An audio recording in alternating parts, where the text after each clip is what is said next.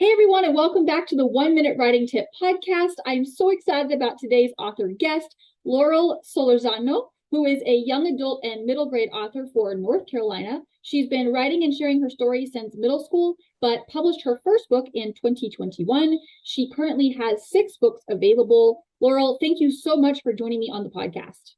Thank you so much for having me, Caitlin.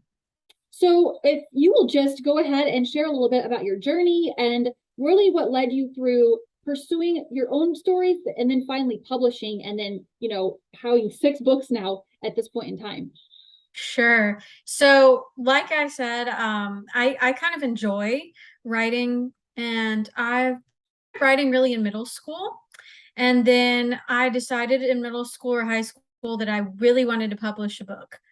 It had to happen for me before I had a child. That was what I decided.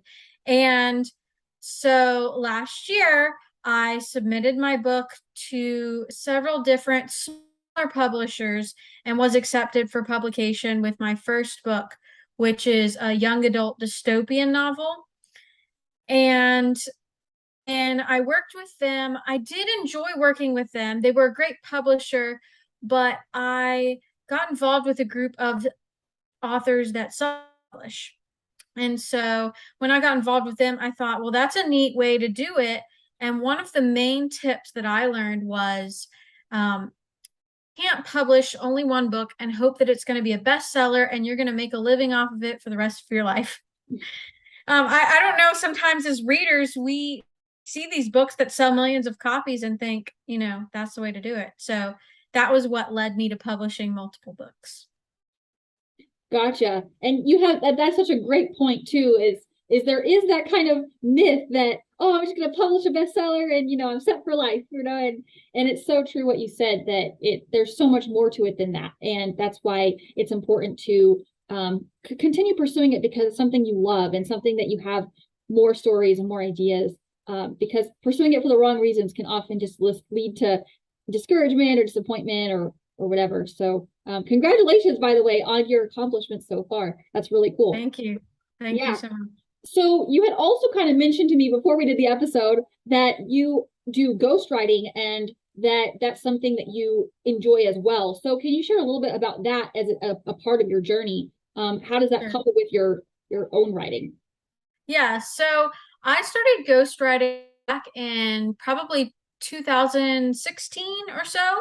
I was living in Costa Rica at the time and working at a school for children, but I wasn't being paid very much. So I was looking for another way to earn some income. And that was how I found ghostwriting. And through ghostwriting, I've done nonfiction, I've done fiction writing, I've done some editing. So I've done lots of different things. And it proved to be a good source of income because I didn't have to think about the marketing. I didn't have to think about the cover or the formatting. I just write and send it off to somebody else to deal with. Hmm. Um, I didn't always write the things that I enjoyed writing. I did a lot of Westerns, which is not my favorite, but it provided an income. So that was a great way for me to hone my writing skills and earn some extra income. Yeah, thanks for sharing that. And that's such a good point, is that ghostwriting definitely is an area that has a lot of opportunity, because I think there's a lot of writers who want to see their ideas come to life and want their book to be published, but the prospect of doing it themselves is just so much. And so it's easier to just have somebody do it that really knows what they're doing and like you said, has that skill and that experience. So I have to ask, do you prefer the ghostwriting or your personal writing? It depends on the day and the mood. For my own writing, I'm a lot pickier about every little detail. So sometimes I sit down and I just don't feel the story. Whereas with ghostwriting, they've given me an outline. So no matter how I feel today, I can sit down and I can follow the outline and I don't have to worry about, am I going to like this at the end? Because it doesn't matter if I like it as long as I follow the line.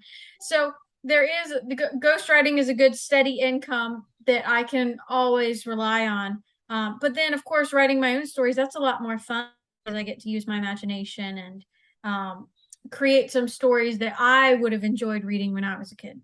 Hmm. Yeah, that's an excellent point. And it's so true, you know, as long as your client's happy, you know, that's the goal. Mhm. But with your own personal writing, I also am curious since you mentioned it, do you tend to outline or do you kind of just go for it? So I'm definitely more of a planner than not, but I very rarely have the whole novel planned out when I sit down to write the first sentence. I usually kind of plan out through the middle and then have a vague idea of the end. And then when I get to the middle, I'm thinking, oh my goodness, what am I going to do? I don't know what's going to happen next. So then there's usually that point in the middle where I kind of stall for a couple of weeks as I figure out what's going to happen. Mm, yeah, I feel like that's at least that's something I can relate to because you know I think that sometimes some people can go a little bit too crazy with too much details in the outline, and it's like wait, just write the book, you know, get it written, and it also you know as you get that story written and get it out of your head, it allows your brain to kind of work on those unclear parts and get them more clear. So yeah, that's an excellent point. So it sounds like writing is a pretty constant thing for you. So, what tips can you share with the listeners about writing and good writing habits and really making that a part of their daily life? Sure. So I think that everybody has probably a different writing routine that works for them. I heard the tip a lot in the last few years. Write every day, no matter if it's good or not, just write something. And honestly, I don't follow that because I feel like I get burnt out if I write every day. Sit down and I feel like, well, if I'm gonna write, I want it to be something good and I want it to be, not just writing a random short story, writing something that I'm working on publishing. And maybe I'm just too hard on myself. But I take writing like a job even before I started publishing. So I write Monday through Friday and I set aside a time. Some days it's 30 minutes, some days it's 2 hours. If I have a big ghostwriting project, it might be 4 hours that day. But then Saturday and Sunday, I don't even open my laptop most of those days. And I feel like that allows me to come back one day refreshed and excited and ready to write. Mm. Yeah, that's such a good point too, because you know, to your point about burning out, you know, it's kind of like a real job. You know, like you can't work every single day. Like you need time to relax and rejuvenate your inspiration and take time for yourself. And so that yeah, you're spot on. And I agree with you. I think that writing every day should be like with the caveat of, you know, do things that inspire you and take time off and treat it like just treat it like it's a real job, but one that you're passionate about and that you love doing, you know? Exactly. Yeah, I don't think that even if you love it and you're so excited about the story that you should never take a day off. Right. Like many businesses that people start and run themselves, they say you're your own boss and you get to pick your own 80 hours that you're working per week, you know? And so it Yep. shouldn't be that way. You should be able to kind of set the parameters and work a normal schedule, even though you may be writing for yourself. Yeah. Yeah. No, absolutely. I agree. So on that topic, is there anything else that you wanted to share with the listeners on either ghostwriting or writing their own projects? Any tips for them that you wanted to add in? Sure. So I would say if you're interested in getting started on writing, um, don't worry about getting the best project as your first project. I did a lot of boring stuff at the beginning, and I undercharged a little bit so that I could get a portfolio and get some clients. And then I built up to now I have just two main clients who I get a little bit of say so in the stories that are written. They're stories that I enjoy, they're genres that I enjoy, and it is much better than what I was earning when I first started. So I guess that would be a good tip to consider if you're thinking about ghostwriting. Mm. Yeah, great advice. Because I think that's so true. I think it's easy to only want to kind of do the ones you want to do, but sometimes you have to do what you have to do first to get to the other Mhm. side where it's more of the want to. So, yeah. So, are there any upcoming works that you'd like to share about?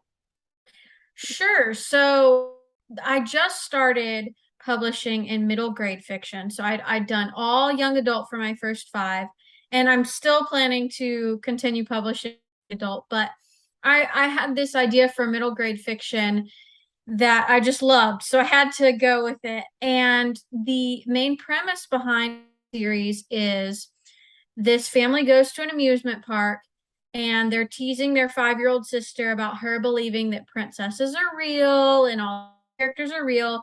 And they set out to prove that they're not. And that's when they discover they really are. They're real and they're stuck in these parks. And so there's all these adventures where they're fighting the evil ever afters and dealing with magic that is real. So the first one of that series just came out on September 1st, and it's called The Land of Fake Believe. And then book two, Once Upon a Climb, is coming out on October 1st. And book three, The Princess and the Key, is coming out on November 1st. So all three of those are coming out this year. And then I do plan to have more in that series. Wow, that sounds like an awesome series. I will have to check that out myself for my own kiddos.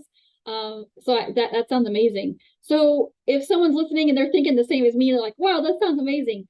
How can others connect with you and check out your books, or even if they're interested in hiring you as a ghostwriter, how can they connect with you to do that? So the best way would be my website, which is just my first name and last name, Laurel Solorzano .com. Uh, if they're just interested in looking at my books, they could find them on Barnes and Noble, Amazon, wherever they might prefer to buy books. Got it. That's awesome. So, for all the listeners, if you want to get your book written by an experienced writer and take the pressure off, or you just want to kick back and enjoy a really great book, then definitely check out Laurel and her books and get with her.